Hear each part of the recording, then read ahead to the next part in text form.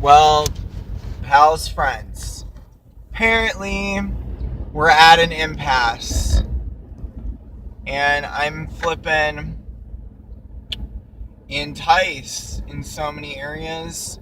But my buddy just got me in on this legalization idea, which really has been at the back of my mind because I've been so focused on like Rib Fest and Podesta pedo art that were completely sidetracked by having to go back to trans fats and back to hot dogs.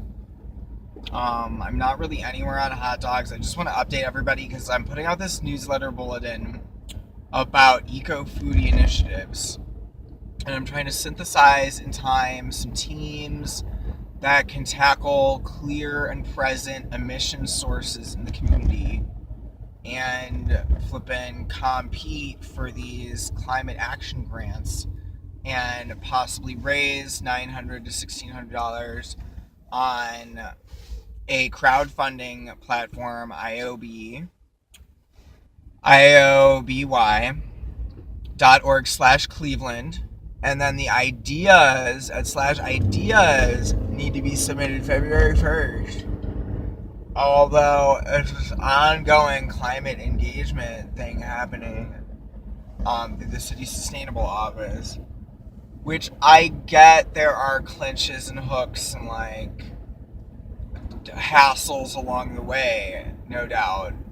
But the point of fucking getting this together is that if we can reduce idling, like as a clean air guy and the Dirty Diesel retrofit boy for my GAPS environmental group in 2008, like, yes, there's ways to get that included in the shit. And if it's about climate resilience, how we augment the Roundup take-back days is not just fighting cancer and supporting the birds, bees, and butterflies and the soil microbiome.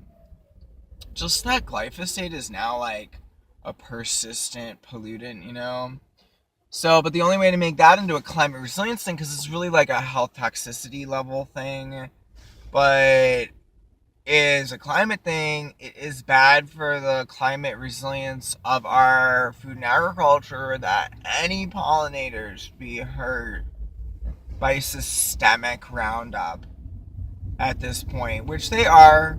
It's now proven that Roundup slows down the bees, okay? It flicks something off for them that is deleterious, hella deleterious. It says kills right on the bottle. Recall Roundup on full throttle and do that, grassroots.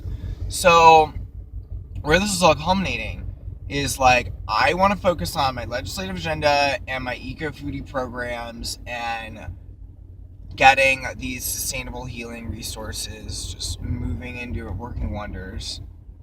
And by addressing hunger and the food waste problem. So, infrastructure for composting.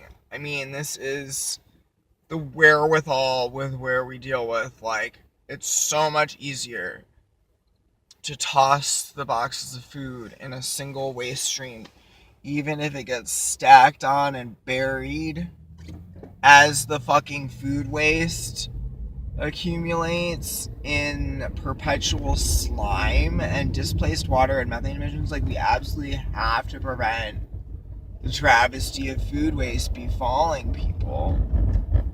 And I've been getting more fucking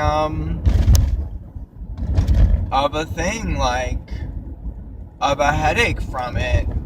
Seriously, no, I've been doing my what else is up? I've been doing my binge eating of sweets and spitting them out and just putting my teeth through like, oh, this good junk food. You know, I'm vegan freaking, but I want to eat this junk food, so I chew on it and then I spit a lot of it out, but swallow some, and it's like really it's taught me, like, definitely never for sure eat the caramel of a fucking candy bar. Like, I will never ever do that as a freegan, as a whatever I'm gonna be. I'm still, like, I know I'm vegan, like, in my practice, like, I would prefer to be vegan, but I will freegan things because if it's got baked goods in it, like this chocolate cake from Aldi, it has like whole eggs in it. It has all this stuff like I would never get. But it's in the dumps, so there you go. It's not at all sustainable. Like, the most eco-resilient thing we can do is to preserve food, and it's not even that revolutionary. I'm at the Case Western. Oh, this Case Western space.